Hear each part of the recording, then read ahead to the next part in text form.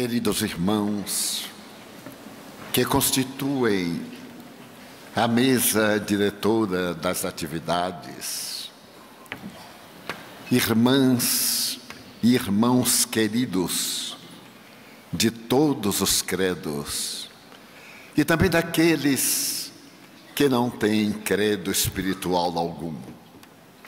Caras amigas, caros amigos, que nos acompanham através das rádios e das internets, nossos votos de muita paz.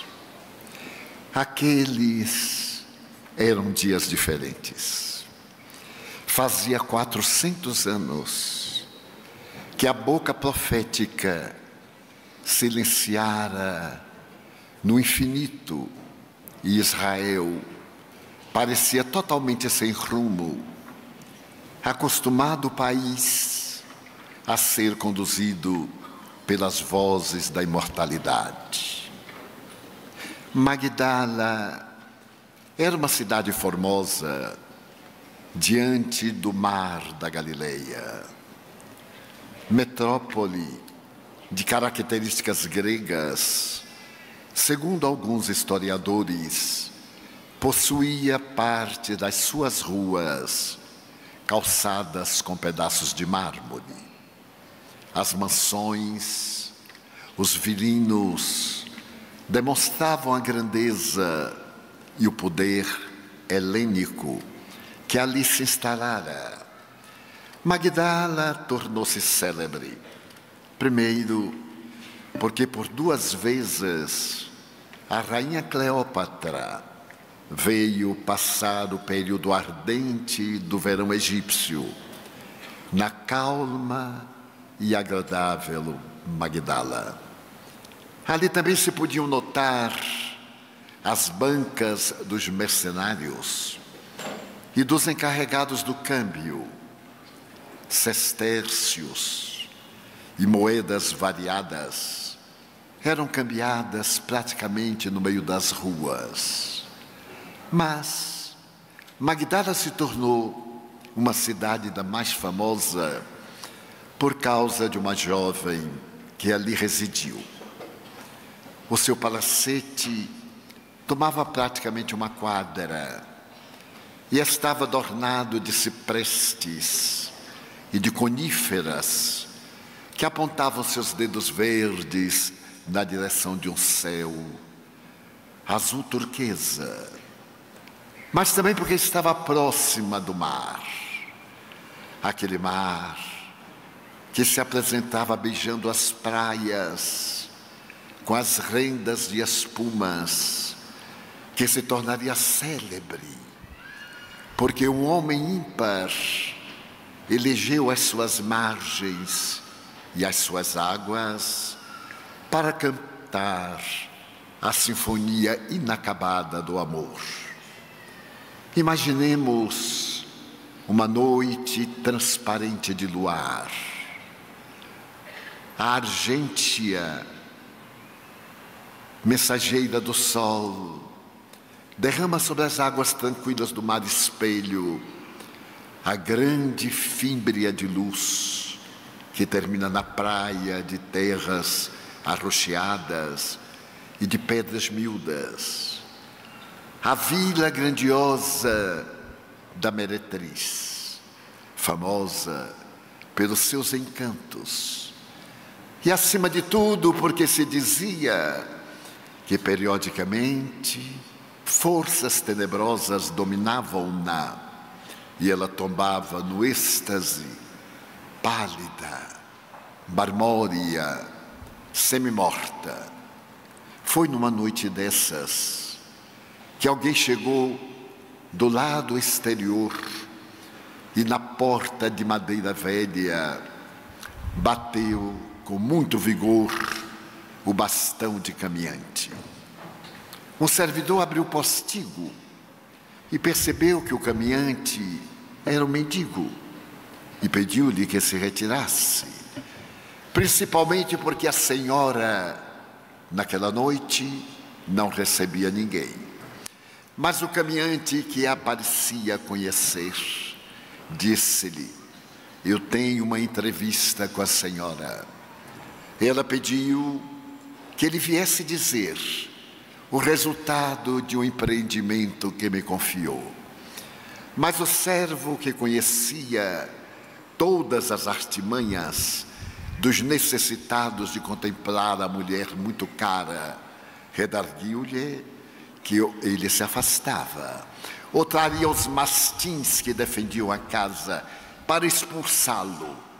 Aquela era uma noite que ela estava dominada pelos demônios. Havia um silêncio. Os servos, que já viviam descalços, caminhavam suavemente para que nada perturbasse o transe da meretriz. Mas o estranho parecia disposto a não ceder, e golpeando a madeira velha dizia: abram-me de acesso ao pátio, ou terão talvez a pior noite das suas vidas. O porteiro aturdiu-se, porque era uma mulher estranha, temperamental, dominada por estranho poder, e abriu a porta. O carvalho velho rangeu das ferraduras gastas. E naquele pátio em que uma fonte cantava suavemente a melodia monótona da queda da água, o mendigo disse: tenho que falar com a senhora. Mas é impossível. Hoje ou nunca mais. Mas é impossível. Tenho que falar com a senhora, ou gritarei até que ela própria me venha receber. Chamou-se o mordomo, e este falou que era impossível. Havia observado desde há 2 noites e 2 dias que ela estava num transe estranho. O incenso bailava nos tripés com brasas, e na sua sala de dormir os reposteiros estavam caídos, e somente uma claraboia permitia poder vê-la recostada no triclínio e no aspecto de horror. Mas o mendigo pediu que lhe fossem falar. Ela estava esperando, e se não fossem, arrepender-se-iam. A serva de maior confiança daquela estranha mulher que viera, não se sabe exatamente de onde, resolveu consultá-la. Mas o mendigo foi pés após pegadas e abriu abruptamente a pesada cortina de veludo vermelho e pôde vê-la. Ela estava no triclínio com um traje negro que deixava uma fenda imensa na perna branca que a claraboia vestia de luar. E o mendigo atirou-se de aos pés. O quarto estava abafado. A mirra, o incenso inundavam aquele quadrângulo. E ele gritou: senhora, senhora, eu venho conforme prometi, senhora. E sacudiu-a, saindo de um letargo, os olhos quase sem luminosidade, a voz numa garganta túrgida. Saio quase como no lamento: que queres de mim? Senhora, eu o encontrei. Não vos lembrais de mim, senhora? A mulher, que despertava suavemente do letargo, viu aquele corpo ajoelhado a seus pés e meneou pesadamente a cabeça, aturdida. Senhora, eu estive convosco há poucos dias, quando vinhais de Cafarnaum, e fiz parar a vossa liteira, pedindo: socorro, eu necessito ver Jesus, que está aqui próximo e está limpando as desgraças das criaturas humanas. Senhora, vós abristes a cortina e percebeste que eu era um leproso. Desejaste recuar. Próculo, o vosso amante romano, estava ao vosso lado, e ela segurou-lhe o braço e disse: afasta-te, afasta-te de mim. Senhora, eu tenho lepra. E Jesus está curando os miseráveis como eu, aqui próximo em Dalmanuta. Ajudai-me, eu necessito ver Jesus.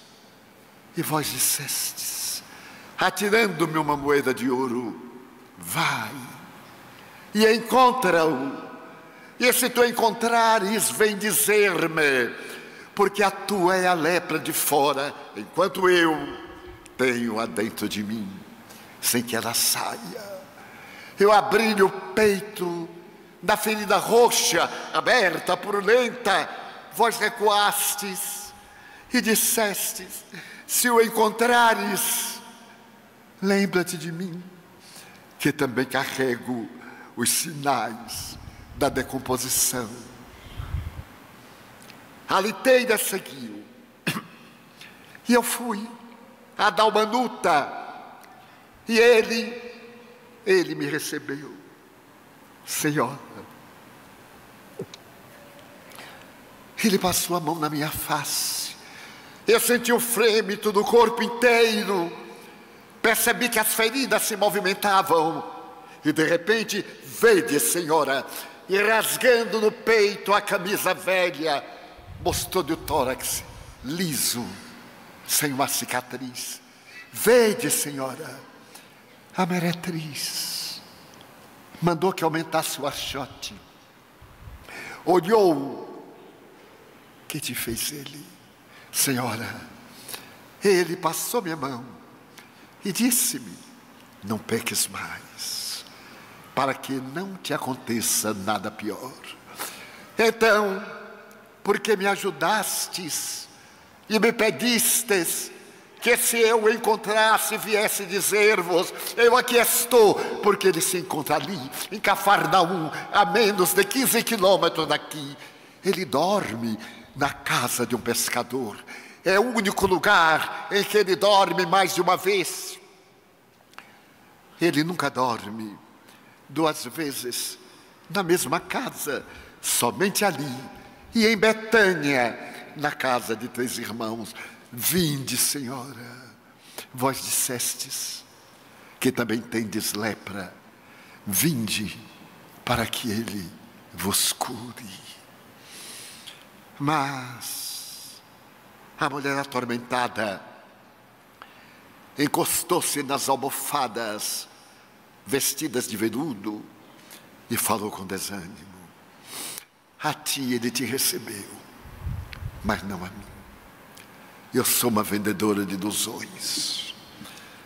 E os homens que me buscam serão os mesmos hipócritas que me irão apedrejar no poste de entrada do templo. E ele é homem. Tu tinhas a lepra do corpo, mas eu tenho a lepra da alma que me parece incurável. Senhora, ele é diferente. Ele me olhou e um banho de luar vestiu minha alma de luz. Vinde, Senhora. Ela titubeou. Senhora, vinde. A madrugada avança e amanhã já não o encontraremos. Então ela se moveu lentamente. Pediu à serva que lhe trouxesse um pépro romano para cobrir a cabeça. Mandou avisar ao barqueiro para atravessar dali de Magdala a Cafarnaum, a barca que a conduzia.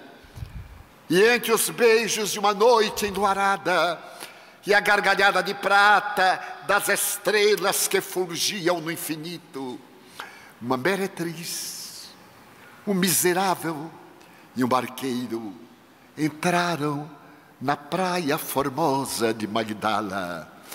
E o barqueiro começou a remar na direção do desconhecido.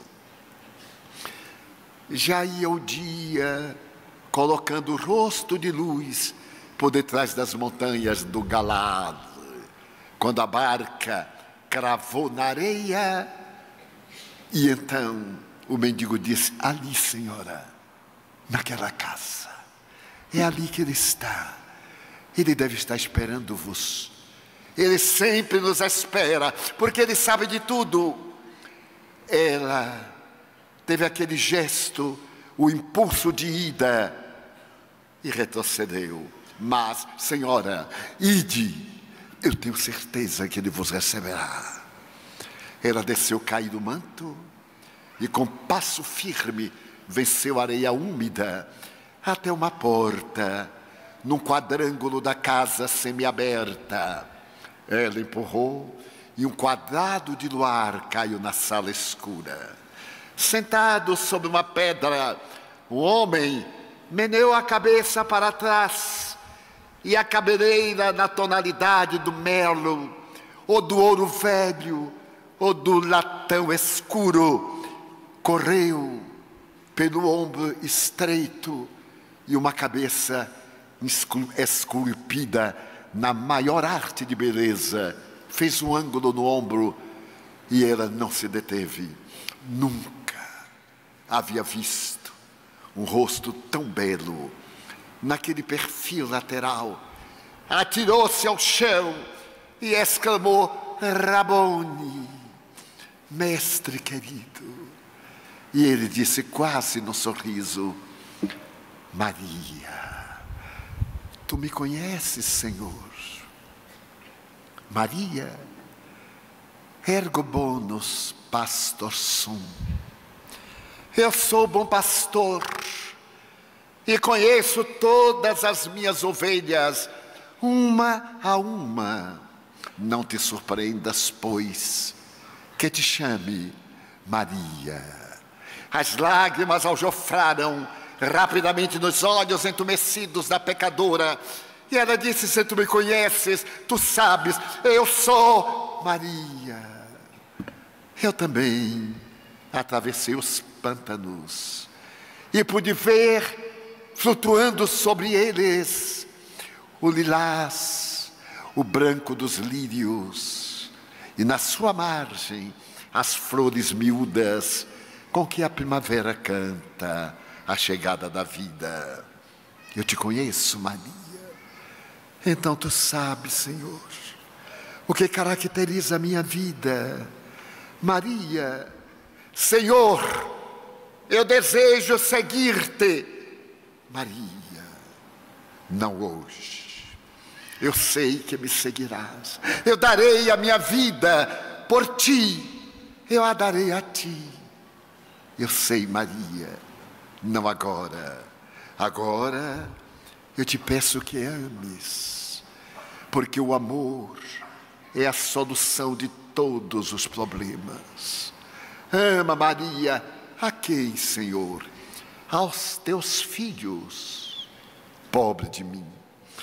Eu tenho o ventre varado 1000 vezes, mas o Pai não me deu a honra de ser mãe. Maria, quando eu digo teus filhos, eu não me refiro àqueles que saem do ventre, mas àqueles filhos que não têm mães, aquelas mães quais tu, que não têm filhos. Todos eles são filhos de meu Pai, e eu te confio a ti. Esses filhos, toma-lhes conta, e depois vem até mim, e eu aceitarei a tua vida. Rabi, vai, Maria, e não te consideres um pântano. Por acaso tu nunca viste sob os escombros as flores miúdas que gargalham quando a temperatura muda? Assim também são todos aqueles que, marcados pelo desastre da vida, encontram a palavra de vida eterna. Vai, Maria, eu te esperarei. A mulher, transfigurada, levantou-se lentamente e, sem dar-lhe as costas, foi recuando na direção da praia, e a alguma distância ela percebeu que ele movia os lábios e parecia dizer: vai, Maria, vai e ama. No dia seguinte, Magdala acordou com uma notícia: a meretriz havia enlouquecido. Pela janela do seu palacete, ela tirava as joias, os vestidos, os perfumes. libertara os servos e os escravos. E gritava: eu encontrei a vida, agora eu sou livre para amar. E dentro em breve, vestida modestamente, pegou de um vasilhame de alabastro, que reteve junto ao peito com imenso carinho, e saiu gargalhando, abandonou de vez aquele palacete que lhe não pertencia, que foi adquirido e desapareceu. No fim da tarde, no meio da multidão que acompanhava o rabi, podia-se ver uma mulher de face esplendorosa, de cabeleira basta, vestida modestamente, de olhos brilhantes, ouvindo falar. Havia, numa cidade próxima, um homem que gostava de receber personalidades distintas. Afinal de contas, ele era fariseu, era rico, mas ele gostava de exibir sua fortuna, recebendo aqueles que se notabilizaram. E foi dessa forma que, ouvindo falar do filho do carpinteiro, ele mandou-lhe um convite para que fosse almoçar na sua casa. E, para surpresa geral, Jesus aceitou a invitação. Era um dia de sol. O caminho estava cercado por álamos, coberto de sombras, ante a entrada palaciana do homem rico. E Jesus, acompanhado por Pedro e João, atravessou a alameda e, chegando à porta, onde estavam escravos, tendo nos braços toalhas de linho e um vasilhame de prata com água para as abluções, o homem rico curvou-se, recebeu com sorriso e apontou a Jesus a entrada da casa rica e bela. O mestre transpirava, a poeira da estrada estava presa ao suor da face. E lá dentro estavam os instrumentos surdos da sensualidade, as flautas doces, os atabaques e a sensação de prazer. Os servos revezavam-se, trazendo peixe defumado, frutas secas, e jovens de beleza perturbadora bailavam quase nuas. E aqueles que ali estavam sorriam.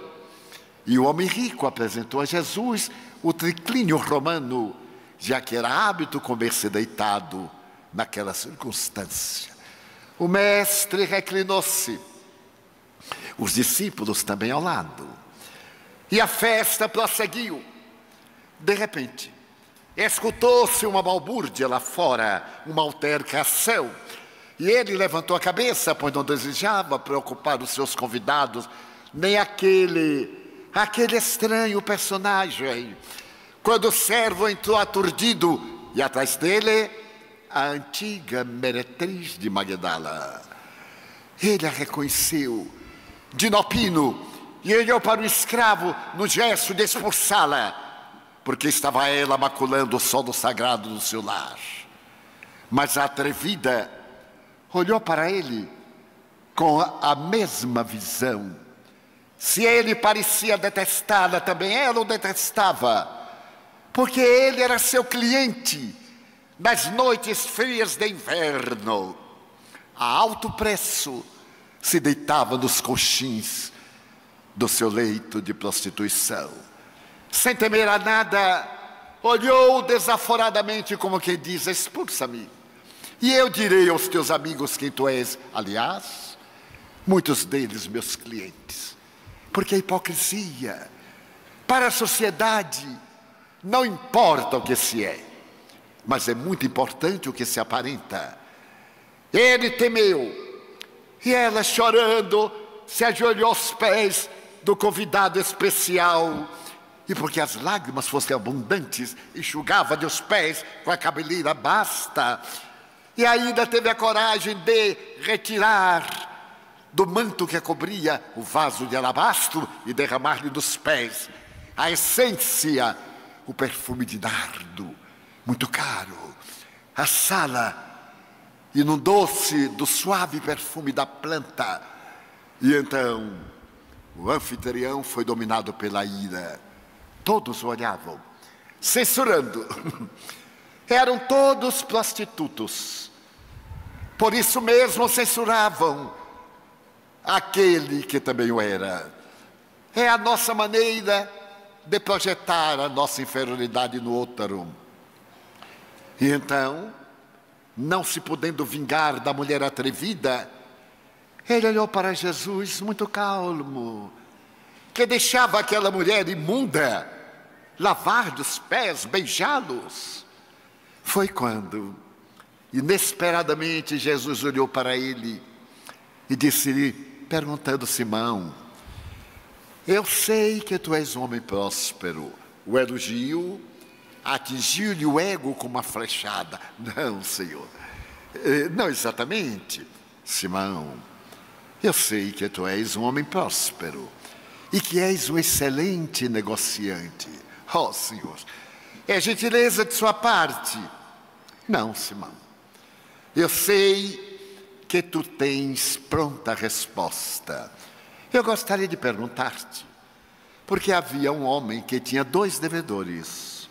Um deles lhe devia 500 sestércios, uma moeda cara, e o outro apenas 50. Mas nenhum dos 2 podia pagar-lhe a dívida, e ele a ambos perdoou. Eu te pergunto, qual aquele que mais o amou? Simão sorriu. Senhor, é tão claro, aquele a quem mais ele perdoou. Disseste bem. Quando eu entrei na tua casa, não me deste a água para as abluções das mãos, nem da face, nem a toalha de linho para enxugar o suor. Mas esta mulher, desde que chegou, lava-me, beija-me os pés e enxuga-os das suas lágrimas com seus cabelos. Então eu te digo, vai, mulher, os teus pecados, os teus equívocos são compreendidos. Vai e não te equivoques mais.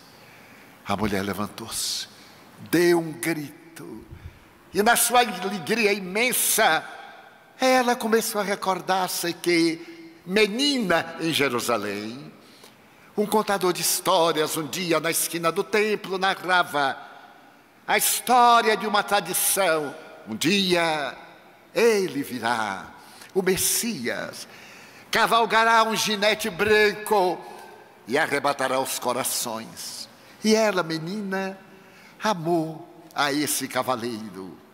Mais tarde, deveria estar com 10 anos, ela escutou o narrador de histórias dizer, eis que ele já chegou à terra, e em breve cavalgará o ginete branco para salvar Israel. E ela, adolescente, amou. E agora, quase 15 anos, o amor cantou uma canção aos seus ouvidos, e uma voz doce e quente falou-lhe de ternura, e ela acreditou. E quando acordou, estava no bordel. Havia sido vendida por um proxeneta. Era tarde demais. Mas ainda aí ela lembrou-se que um dia, talvez naqueles dias, este cavaleiro já estivesse na terra e jurou, não amarei a ninguém. Eu sou fruto de um negócio. Eu sou propriedade de um vendedor. E guardarei todo o meu amor para ele quando ele chegar. E agora, parecia-lhe naquele sorriso depois de sair da casa de corrupção, que ele havia chegado e estava ao alcance do seu amor. E ela o amou como nunca houvera amado ninguém. Foi assim que naquelas paisagens do lago, ou nas estradas de Jericó, ou na longa viagem à Judeia, pela última vez, ela fazia parte do grupo que acompanhava Jesus. Se encarregava de atender a crianças rancenianas, de enxugar lágrimas de miseráveis, falava-lhes docemente sobre o Mestre, quando as multidões se dispersavam. E agora marchavam para Jerusalém. Ela sorriu na entrada de ramos e notou uma coisa peculiar. Colocavam ao caminho tapetes raros, péplos, para ele, mas ele não pisava em nenhum. Era o jumento que pisava na homenagem terrestre. E aquela entrada em triunfo, saudada em ramos arrancados das palmeiras, das videiras, para saudar o novo rei, fascinaram-na. Até que as coisas se complicaram, e João narra Humberto de Campos em A Boa Nova, psicografada pelo venerando Chico Xavier. João chegou correndo naquela noite terrível e disse: Senhora, falava a Maria de Nazaré, ele foi preso, Senhora. Ele agora está sendo julgado. E Maria teve um vágado que João socorreu. E ao voltar ao normal, ela disse: leva-me até ele. Cobrindo o rosto, naquela noite terrível, ela seguiu até o pretório e pôde ver o seu filho ali atado, sendo chibateado cruelmente. Um deles lapidavam-no com aquele chicote de 3 pontas, nas quais estavam encravados pedaços de ossos que lanhavam as costas e rasgavam-na, que lanhavam os músculos dos pés e das pernas e rasgavam as carnes. Ele retorcia-se e o coração dela sangrava. Meu filho. E João, tão jovem, chorando, e a pecadora ao lado, trêmulos, acompanharam todo o martírio da lapidação, acompanharam todas as dores, até o momento em que a massa ignara, em uma obsessão coletiva, terminara por eleger o bandido, o salteador da estrada, o criminoso, ao invés de Jesus, cujo crime era amar, que não dissera uma palavra, só mais tarde, quando Pilatos lhe perguntou a respeito do seu reino. Mas aquele era um esbirro de César. O que é que ele podia entender do reino? E ele disse: meu reino, Jesus, não é deste mundo, porque se o fosse, os meus anjos viriam liberar-me. E na amargura da face, em que o suor se transformava em sangue, naqueles delicados vasos que se arrebentavam, ele parecia sorrir na profunda angústia, quando o soldado atrevido deu-lhe uma bofetada. Essa covardia desses indivíduos abjetos, que para agradarem os biltres do poder, submetem-se a essas façanhas infinitamente covardes.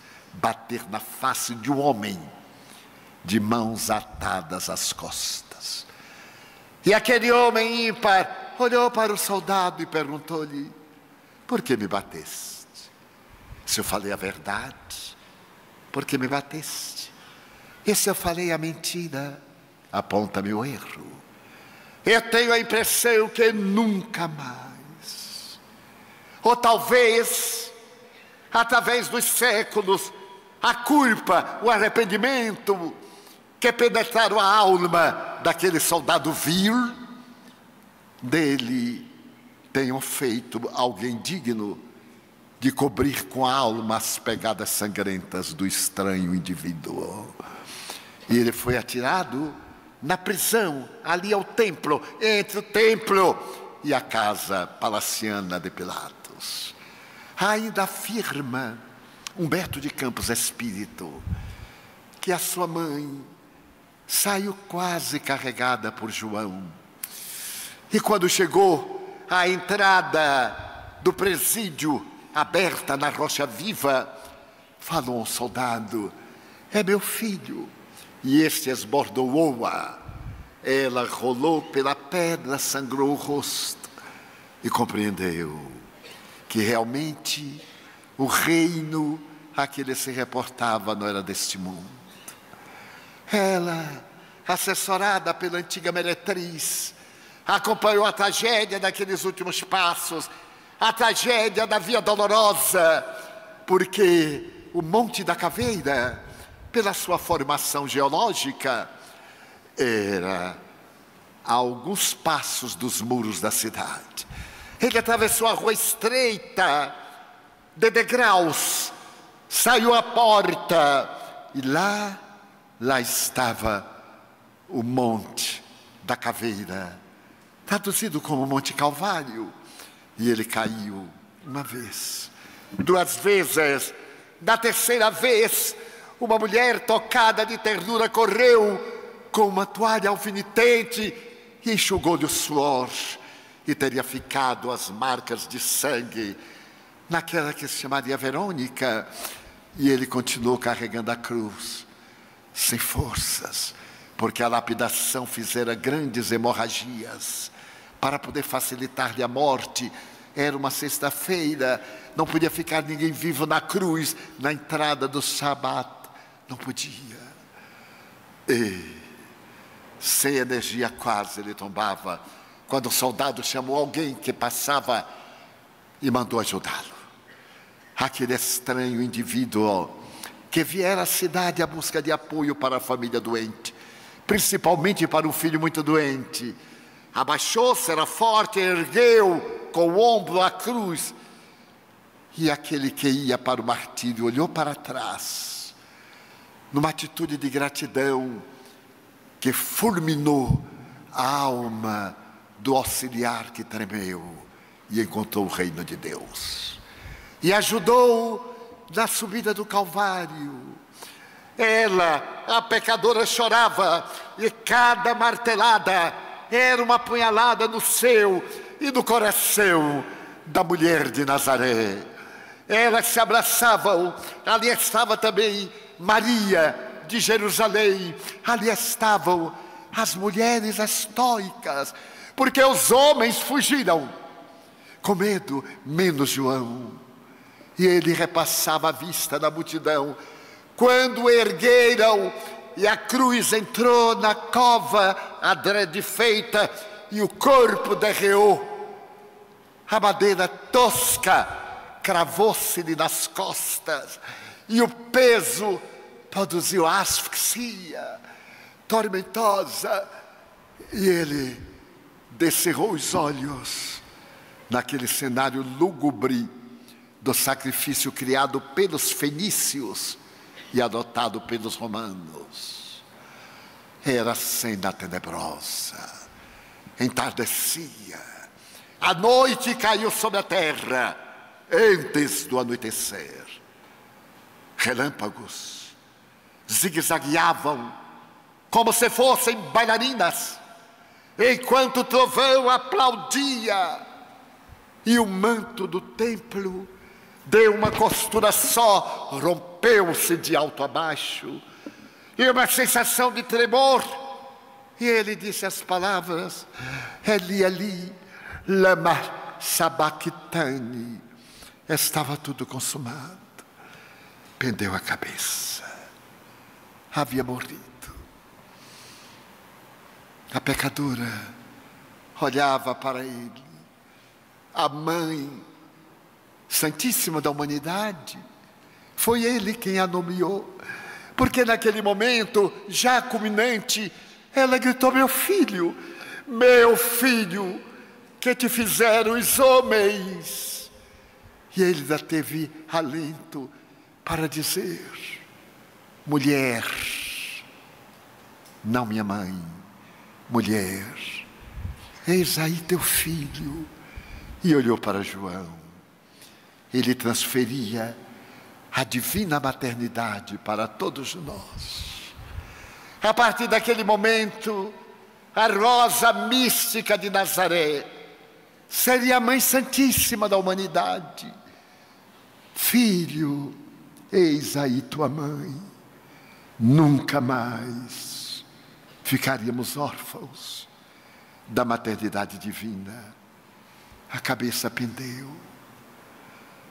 Agora viera o enviado de Pilatos para testar se ele estava morto. E com a lança sangrou no lado direito. Ele era invidente. E diz uma velha lenda que o sangue que escorreu caiu-lhe nos olhos e que ele teria recuperado a visão. Ninguém sabe, mas é uma velha lenda. E Longinos seria uma personagem dedicada ao amor através da história, anos depois. Agora era a descida da cruz, era a cova ainda virgem que lhe fora dada por um fariseu. Eram os 7 metros de tecido branco que lhe fora dado por um príncipe do Sinédrio, Nicodemos, que com ele dialogara. E agora era a grande expectativa, a noite tenebrosa. Os companheiros assustados recolheram-se à casa de Maria de Jerusalém, a mãe do jovem João Marcos. E ao terceiro dia, não suportando mais as saudades, ao amanhecer daquele domingo, ela, Pedro e João foram até a sepultura. E quando lá chegaram antes do amanhecer, levavam essências para, naturalmente, embalsamarem o cadáver antes da decomposição. Não encontraram a pedra de correr, uma pedra de moinho, estava fora do lugar. A sepultura estava aberta e lá dentro estava aquele manto que o cobria, estava o outro que apertava o queixo, e ele desaparecera. Certamente os soldados roubaram-lhe o corpo, numa ironia programada por Pilatos, desde que ele prometera voltar. E ela ficou desesperada. Pedro e João desceram à cidade, mas ela ficou por ali. Naquela rocha medravam rosas silvestres. Foi exatamente ali que José de Arimateia, que eu seguia de longe, mandara fazer a sua sepultura, sempre na rocha, como caracterizavam os judeus de então. E ela saiu a buscá-lo quando viu de costas alguém. Amanhecia aquele rosto pálido da madrugada, corado dos primeiros raios de sol. E ela gritou: Senhor, para onde levar o meu Senhor? Pensaram que era o jardineiro. E ele, voltando-se, ela exclamou, como naquela madrugada, fazia 2 anos, lá em Cafarnaum: Rabone, Maria. E correu para abraçá-lo. Não me toques, ainda não estive com meu pai.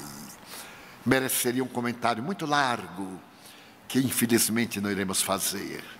Mas vai, Maria, e anuncia que eu voltei. A meretriz saiu correndo até o cenáculo, onde os amigos amedrontados diziam: fomos enganados, ele nos abandonou. Entre outros, Tomé dizia que ele não havia correspondido à expectativa. E ela disse: eu acabo de vê-lo, eu vi, ele mandou. E uma gargalhada: tu, exatamente tu, que eu viste, tu. Não podemos acreditar, porque nós somos assim. Nós perdoamos o que tomba, mas nunca esquecemos do seu erro. sempre lembramos, sempre lhe passamos na cara. Falamos da redenção do culpado, mas olhamos para que ele se lembre que nós conhecemos a sua desdita. Logo tu. E ela sentiu-se envergonhada. Era a única mulher ali no grupo. Mas a Mãe Santíssima cercou-se-lhe. Ainda é narrativa do Espírito Humberto de Campos. Abraçou-a ternamente e disse-lhe: minha filha, o meu coração de mãe diz-me que tu viste. E sorriu. Foi assim que surgiram as primeiras aparições, ali mesmo. A segunda apareceu, dizendo a Tomé: vem, toca, e rasgou-lhe a indumentária no peito, e Tomé, trêmulo, tocou a chaga. Eu creio. Tu creste, porque viste. Bem-aventurado, porém, seja todo aquele que não vendo crê. E agora eram as alegrias da ressurreição. Ele aparecera a 2 viandantes de Emaús. Ele estivera também na praia. Aparecera naquela pesca dita milagrosa. Parecia um fantasma que estava na praia, enquanto os amigos atiravam redes ao mar. E ele disse: à esquerda. E atirando as redes à esquerda, a pesca com mais de 58 peixes foi colocada na barca, que oscilou. Ali naquela praia também ele comeu peixe assado, para mostrar que não era uma visão, que não era etéreo, era ele materializado. Era ele que voltava da erraticidade superior para as palavras finais. E viram também naquela tarde esplendorosa na Galileia, quando João, recordando-se, falava quase 500 pessoas que se reuniram. Eu conheci o Mestre, e ele apareceu aos olhos de todos e propôs: ide e pregai o meu Evangelho. Os 500 da Galileia saíram então, desde ali, a repetir as lições inovidáveis da Boa Nova. E é provável que algum de vós tenhais estado e que quiçá ouvido: ide e pregai o meu Evangelho a todas as gentes.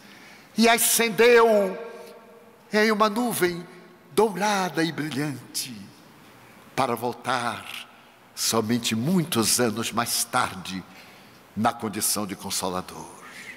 Maria estava também, mas agora era o momento de cada qual partir para as suas atividades. A própria Mãe Santíssima viajou a Nazaré, onde tinha alguns parentes. Cada qual foi pregar o Evangelho. E o último de todos foi Simão. Foi na praia de Cafarnaum, quando Simão despediu-se dela e falou que ia para longe levar o Evangelho.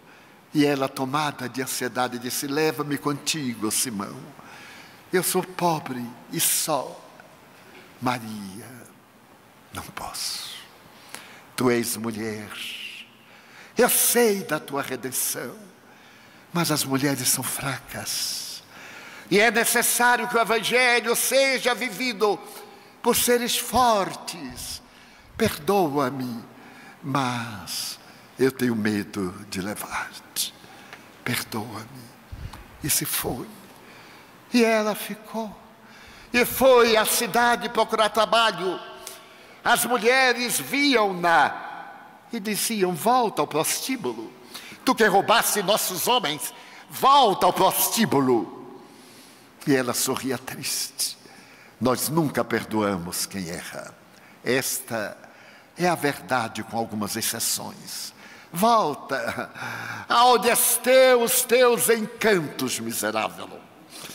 E de porta em porta, e os homens diziam: volta, ainda és bela, nós te daremos o poder. E ela não dizia nada. sorria triste, porque o passado é uma sombra que acompanha nossos passos na direção do futuro. Até que, numa terceira madrugada, estava na praia reflexionando quando escutou a matraca que carregava os miseráveis e gritavam: Morfeia! Para que todos se afastassem. E viu aquele grupo que vinha lá na curva. Também desejou afastar-se, mas estava acostumada com a lepra. E eles chegaram, eram doentes da Síria, que viajaram. E ela perguntou-lhes: aonde ides? A quê e a quem buscais? A Jesus de Nazaré. Falou um deles amputado sobre uma animalia. E ela falou triste: porque demorastes tanto? Ele foi assassinado. Havia crianças, havia mulheres, deformados. Aquele magote de miseráveis estava assinalado pela decomposição do terrível vírus. E sem dar-se conta, ela falou sobre Jesus. Ele se foi, mas nos deixou o seu legado. E sem perceber começou a falar daquilo que ela vira. E aqueles homens e mulheres desceram das animálias, sentaram na praia, e ela falou com uma ternura inabitual, falou com uma doçura aureolada de paz, até que as autoridades da cidade, sabendo que chegara um novo grupo de leprosos, veio expulsá-los na direção do Vale dos Imundos em Jerusalém. E eles partiram, todos eles. As criancinhas deram-lhe adeus com mãos sem dedos. E de repente ela disse: mas eu não tenho ninguém. São os meus primeiros amigos. E gritou: esperai por mim. Correu, abraçou algumas crianças. E semanas depois, no Vale dos Imundos, entrava uma estranha caravana. E no meio delas uma mulher que trazia marcas de beleza ímpar. E ali, cada entardecer, em um lugar de altura regular, ela falava sobre Jesus para aquele grupo de estranhos. E falava com uma ternura tal que os embevecia. Quase 10 anos após, em um nascedouro de água, ela se banhava quando percebeu no colo a despigmentação como uma pétala de rosa. Atribuiu ser o lodo. Tomou de um graveto e cravou. Não sentiu dor. Era peculiar porque ela dizia sempre: vós, os leprosos. E falava por Jesus. Mas naquela tarde, o seu discurso foi diferente. Nós, os leprosos. A bela mulher de Magdala estava leprosa também. Hei de pagar na carne os crimes que na carne cometi. Não é exatamente assim, mas era uma forma de autopurificação. E foi deformando. O tórax emurcheceu. A cabeça bamboleava nos ombros magros. As abas das orelhas cresceram. As do nariz ficaram transformadas em uma ferida não cicatrizante.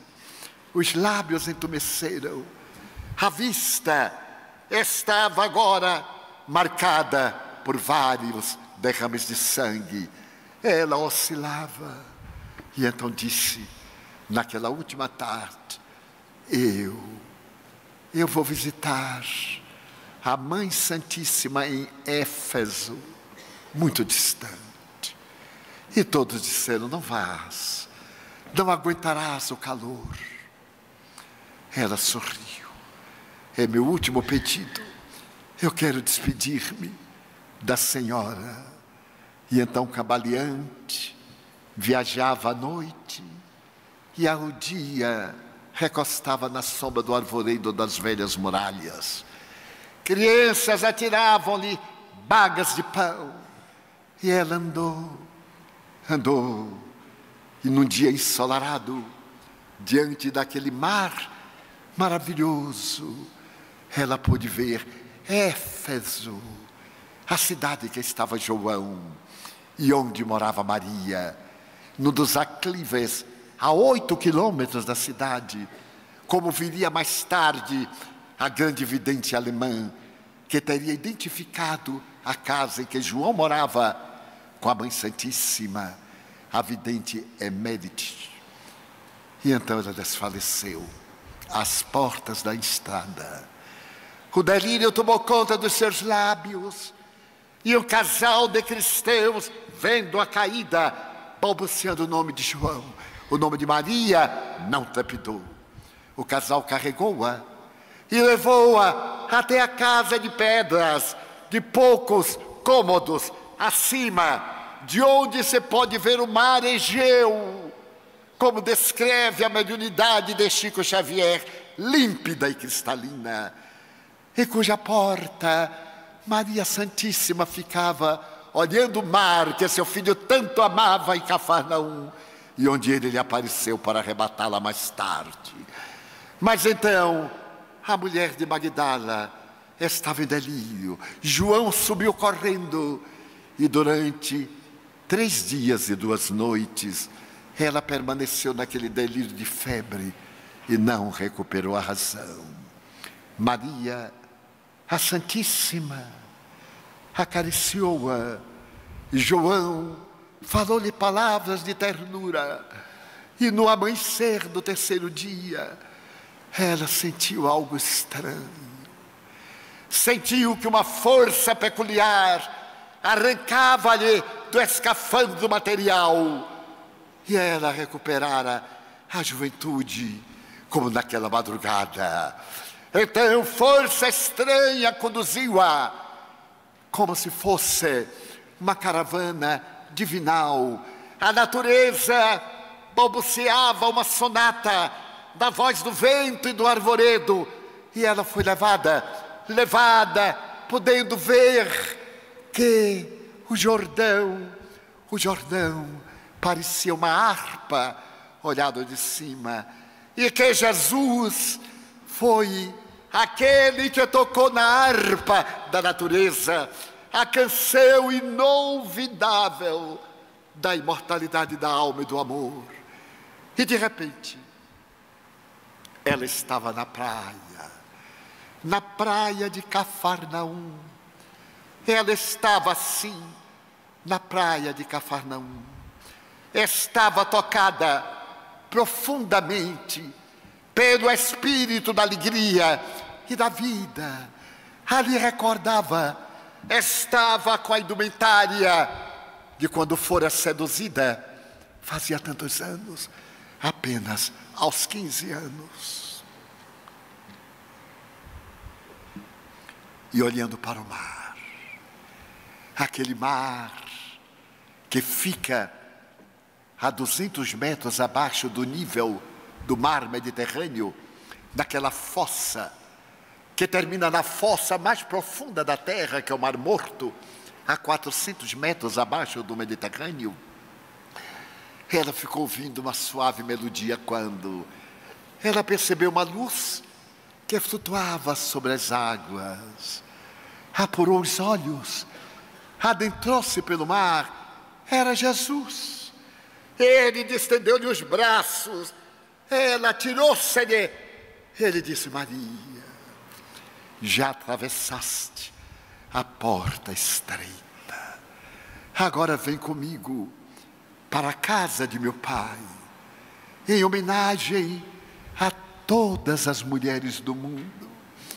Tu que te soubeste redimir, vem, Maria. E um rastro de luz desapareceu na madrugada. E naquela noite, provavelmente um astrólogo das regiões distantes, olhando os céus, percebeu uma novíssima, não era uma estrela, era o rastro de Maria de Magdala entrando no reino dos céus. Na minha opinião, descolorida e simples, foi a maior revolução de amor. Todos os equívocos foram solucionados, porque no amor que Jesus nos ensinou está a resposta para todas as amarguras da gente. Está a resposta para a nossa busca no amor. E se nós amarmos quanto Ele nos pediu, as nossas dores serão transformadas em alegrias do reino de Deus. Lembrai-vos, filhos da alma, que Jesus é os dois extremos da vida, o zênite e o nadir das nossas aspirações. Quando as dores vos parecerem insuportáveis, quando a solidão se vos apresentar tenebrosa e fria, lembrai-vos de Jesus. Uma voz sequer levantou-se para inocentá-lo, e eram centenas aqueles a quem ele atendeu. Quando vos sentirdes desamado ou rejeitado, mantente a irrestrita confiança no amor e vos entregai àquele que é a vida da própria vida. Não temais nunca, porque Ele nunca nos deixa a sós. Elegemos o tema da mulher equivocada, porque todos nós carregamos um espinho na carne, e nas carnes da alma, todos nós, ainda imperfeitos, somos algo.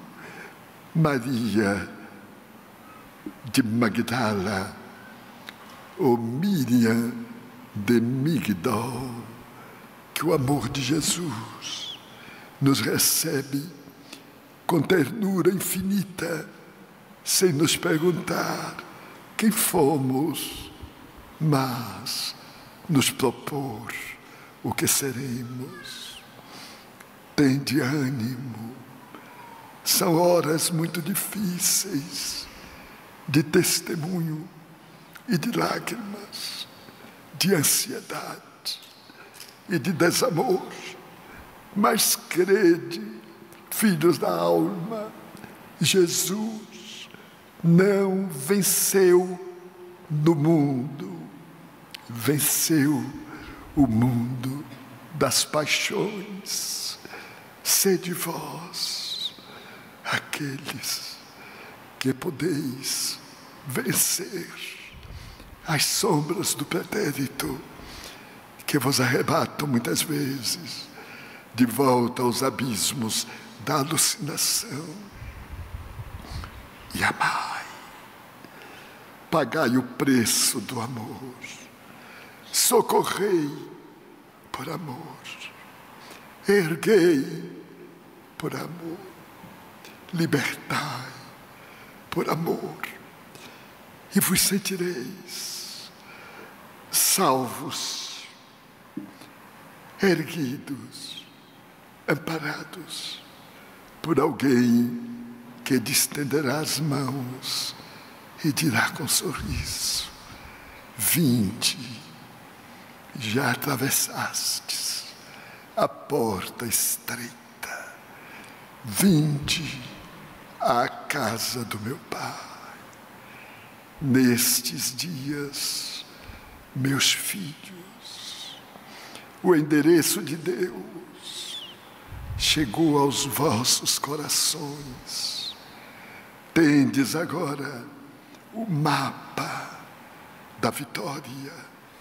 Cabe-vos alcançar pela rota abençoada da bondade, da misericórdia, do amor e da doutrina libertadora dos imortais, para que a plenitude do reino dos céus, desde hoje, se vos instale no coração. Muita paz. O servidor, o mínimo de sempre, que vos fala em nome dos espíritos espíritas aqui presentes. Ide em paz. Bezerra.